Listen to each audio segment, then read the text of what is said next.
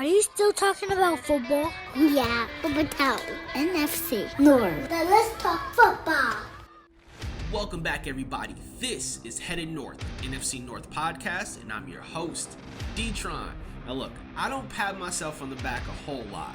Well, that's not true. Sometimes I do. But after last week's games, I gotta tell you, I'm feeling pretty good about the way that I called last week. I told you that the Bears would get a win, even though I didn't see it happening like that. The Lions would get a win, even though I didn't see it happening in OT. I told you that the Green Bay Packers would make history and lose in their week 1 in Sao Paulo. Unfortunately, they did that and more by losing Jordan Love for at least a couple of weeks. And then I also told you that the Minnesota Vikings would look like contenders going against the Giants. And what do you know? The Giants came out and laid a dud, and the Vikings looked like contenders. All of that's going to lead us into the show where we're going to recap last week's games and then also give you a preview looking ahead for this week's games that we got on the slate.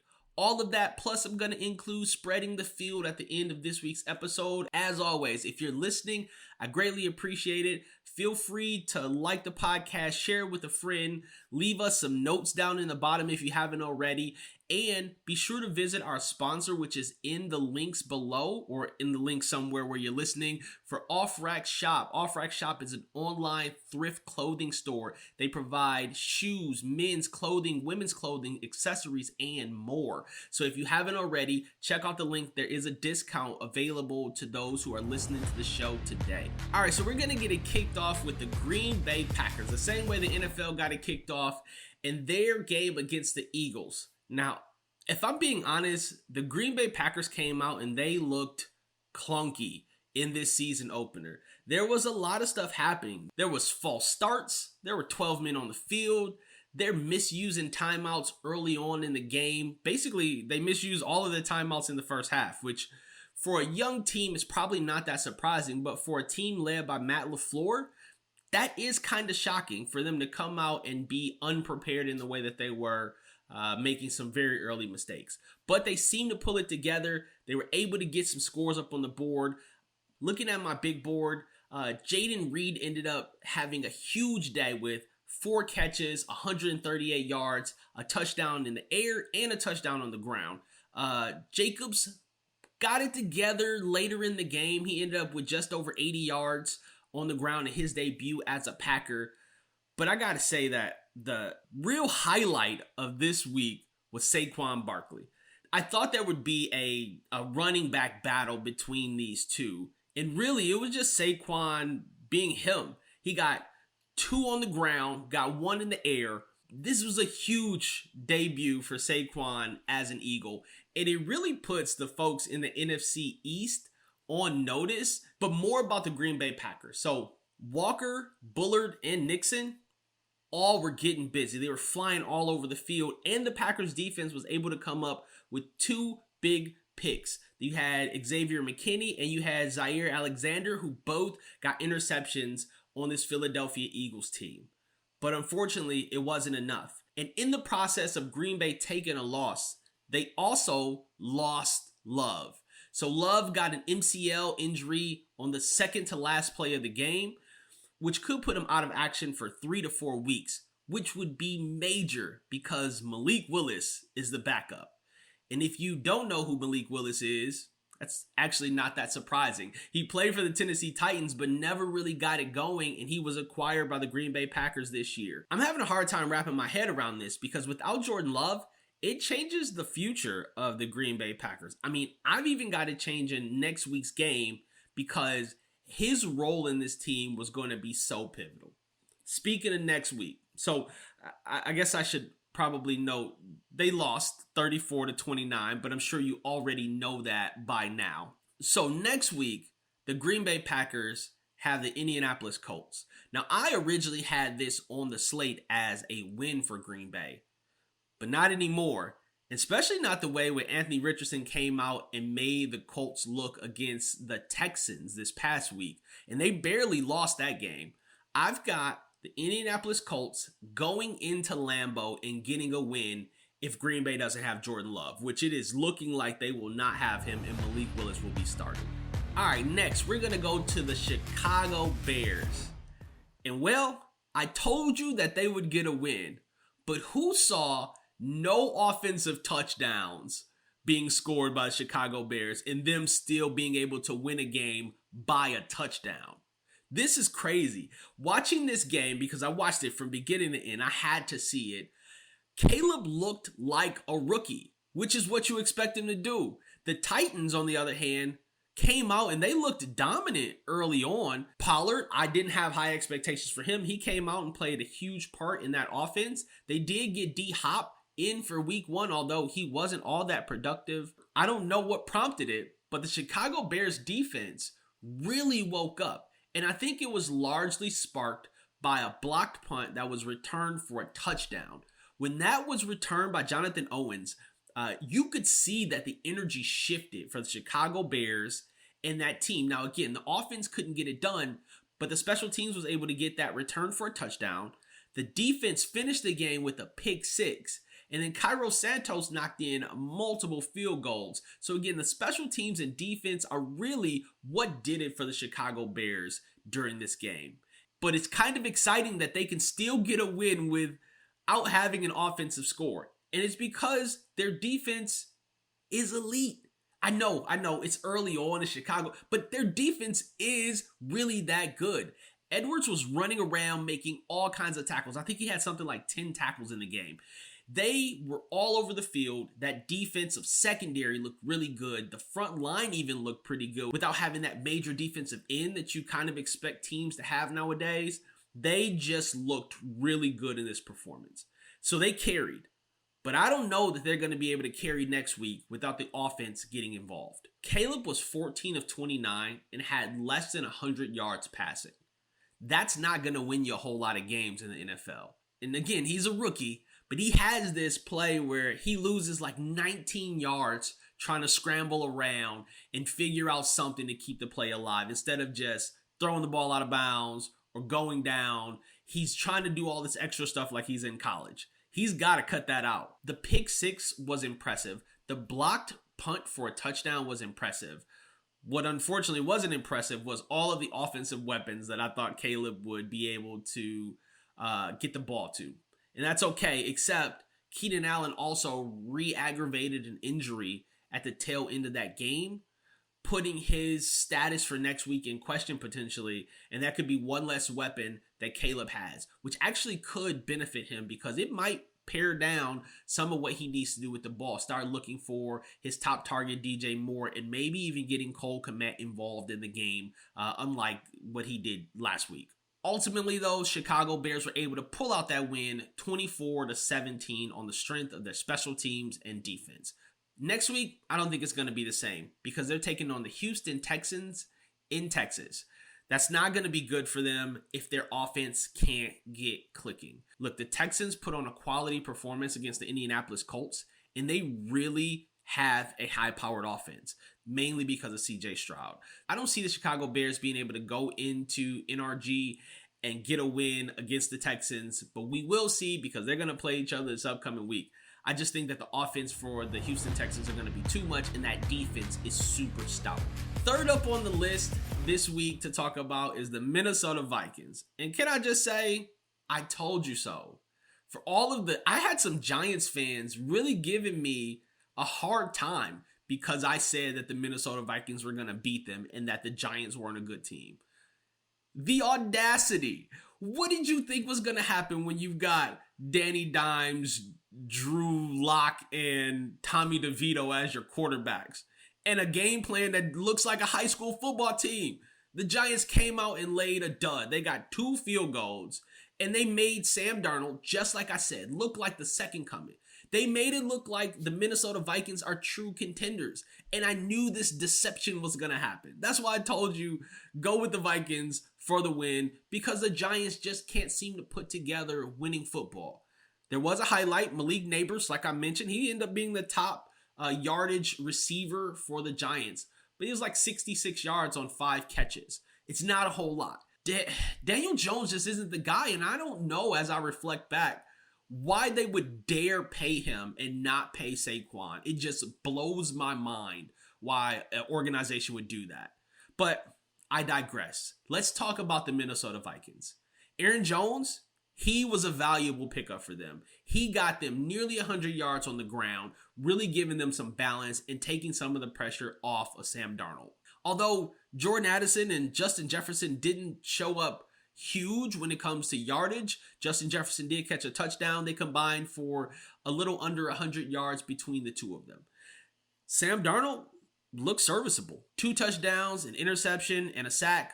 But all in all, Sam Darnold provided the Vikings exactly what they needed. Veteran presence and a person who can deliver the ball where it needs to go. But the real highlight of this game, and this is probably a combination of Brian Flores' defense and the Giants just being really bad, is the defense showed up big. They had 5 sacks plus 2 interceptions on that Giants team.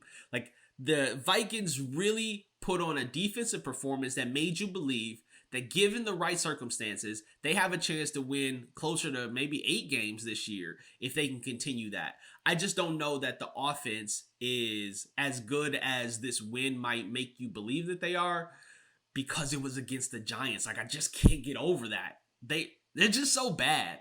But whatever. We got a win from the Vikings, and not just a win. The Vikings crushed the Giants 28-6. It honestly never felt close. Next week, I think, is a different story, though, because the Vikings are going to take on the 49ers in Minnesota. I think being at home will help Minnesota, but I don't think it will help them enough to get a win against a 49ers team that looked pretty good in their opener against the Jets. Granted, they had a lot of field goals. Like, Jake Moody put up like 5 field goals in that game, giving them quite a few points. But still, Brock Purdy looked solid. The running back filling in for Christian McCaffrey looked solid. Debo got a touchdown. So the 49ers still look dominant like they did last year. Not as offensively dominant because, again, they didn't score through the air. But I think they beat the Vikings here. I think we're going to see the sort of regression begin with the Sam Darnold era. Unless, and I have one big caveat, unless Sam Darnold has some insider information that he can use to better prepare to take on this 49ers team, because he did play for them. So he may have some insights into how they perform and prepare, and maybe he knows some things that they'll do that he can share with his team about the way that this team is going to approach them and attack them. But I just don't know if that's going to be enough to get them over the hump and get them to win against the 49ers. And last, but certainly not least, are my Detroit Lions. Get the season opener started with a bang, baby. We're going to get a win, and we're going to get a win in OT. We're never going to let them touch the ball again. Let me back up just a little bit. The Rams came to play. The Rams were also pretty injured. They had a revolving door at offensive line. Unfortunately, within the game, Puka Nacua ended up getting hurt and going out of the game, not able to come back. But Matthew Stafford still had his number one target, Cooper Kupp, and, well, Cooper Kupp ate. He caught the ball a lot, like 14 times, over 100 yards of production. He was killing us on the quick out all game. The motion was allowing Matthew Stafford to really figure out what the defense was doing, and he was eating them alive with Cooper Kupp. But with all of that said, the Lions started the game hot. They were up, then they went down, then they had to try to come back at the end. This was a really good season opener. The Lions secondary looked much improved. Even though Cooper Kupp did get over 100 yards, you could see that the young additions to the secondary were playing their role. Terry and Arnold, like these guys played well in the secondary, despite what Cooper Kupp was able to do. He was really the only one that was able to get loose and get that kind of yardage on the team. So Matthew Stafford did throw for over 300 yards, but that's almost per the course for Matthew Stafford whenever he's on the field. Anzalone, Jack Campbell, Aiden Hutchinson, they were causing absolute havoc out there. Anzalone was everywhere. Jack Campbell was everywhere. And then Aiden, they just couldn't do anything with him. He was hitting him with the spin move, the big swipe, everything that he was doing was working, and Matthew was having to get that ball out of there to his first option really quickly. So the defense was swarming, and that felt really good as a Lions fan to see that happening. And then you had the emergence of J-Mo. He came out and had a huge game, and it almost felt like this was the game plan. It was to take advantage of his speed over the top against a secondary for the Rams that is a bit older. They got the ball to Williams 5 times for like 121 yards and a touchdown. The kid is just fast. And if you can put together some consistent production from him, man, he's going to be a great addition to that Lions team. Another star of the show, David Montgomery. I told you in last week's show you were going to see some more ground and pound, and that last drive in OT was a prime example of why they gave him a break in like the tail end of the second quarter into the third quarter, and they began to use Jahmyr Gibbs a little bit more. Is to keep David Montgomery fresh. Give him an opportunity to, when you get that ball in OT, never give the ball back. And they just kept handing the ball off to him. And that offensive line, dude, they were so dominant as they went down on that OT drive. It was really good to see. I wish that they would have never found themselves in that position because they did have a lead. And if they could have held on to that lead, then you don't have to fight to win an OT. But a win is a win, and it really showed their character getting the year started off in that way. I mentioned Gibbs contributed like 75 yards between run and pass. You also had some really good stops by the defense in the red zone. This was something that you saw in the playoff game last year as well. They may have bent and allowed the Rams to get down into the red zone, but so many times they stopped them from scoring touchdowns, even getting an interception in the end zone on Matthew Stafford, which, again, was really a telltale sign for what this defense can be as they pull it together. It was a pretty quiet day for Amon-Ra St. Brown and Laporta, but honestly, they didn't need it to be able to get the win, and I think we see more of them in next week's game. And next week's game is against a team that they're familiar with because they also played this team in the playoffs last year, and that's the Buccaneers. Baker Mayfield is looking good this year. They beat up on a Washington Commanders team last week, and I think they're going to be coming into Detroit feeling pretty good about themselves. And I still think the Lions will get the win. That win is going to come with some more involvement from Amon-Ra and Laporta, but I'm excited to see how they're going to approach this game against the Buccaneers. All right, so I am going to give you guys spreading the field today, and I'm going to use my big board in the back to help you with ways that you could potentially win against the spread this week. Now, this is not betting advice. I feel like I have to let you know that, although use it at your discretion. I'm taking Indy over Green Bay, -3.5. I would love it if I can get this thing at -2.5 because I feel like it will be a close game, potentially 2 field goal win by Indy. But I'm taking them to beat Green Bay in Lambeau. And this is all, again, predicated on them not having Jordan Love. I'm taking the 49ers to beat the Vikings -6.5. And honestly, I feel like you could take this line all the way up to -9.5 and still feel good. I think there's a 10-point win coming for the 49ers in this game in Minnesota. I'm taking the Buccaneers +7 against the Lions. Now, I feel like 7 is a lot in the NFL, especially when you have 2 quality teams. I think the Buccaneers are going to keep this thing close. I think the Lions win somewhere between 3 and 7 points. I don't think you get the win if you take the Lions -7. There's a much greater chance that you end up with a push. And last but not least, I'm taking the Texans -6.5 to beat the Chicago Bears. Now, I would also love it if this was a -5.5 spread because I think there's a real chance that this thing gets close if Chicago's offense can wake up and figure out how to go out there and score. And if they do that, this could turn into a 2 field goal game, 6 points. So if you could get it -5.5, I would prefer it there, but certainly I think the Texans are going to win this game. So if you're getting it at -6.5, I'd take that too. All right, that is the show for the day. Thank you very much for listening. Again, if you've made it to this point, I appreciate you listening. You may be able to send us a message by sending us a text. Check out the description on this podcast, and there's usually going to be a link available for you to communicate right with us, or you can reach out to us on Instagram or YouTube. We're Headed North Podcast. If you come back next week, which I hope you do, make sure you've got your bags packed because we are headed north. I'm D-Tron. Peace. Are you still talking about football? Yeah, Hotel NFC North. Then let's talk football.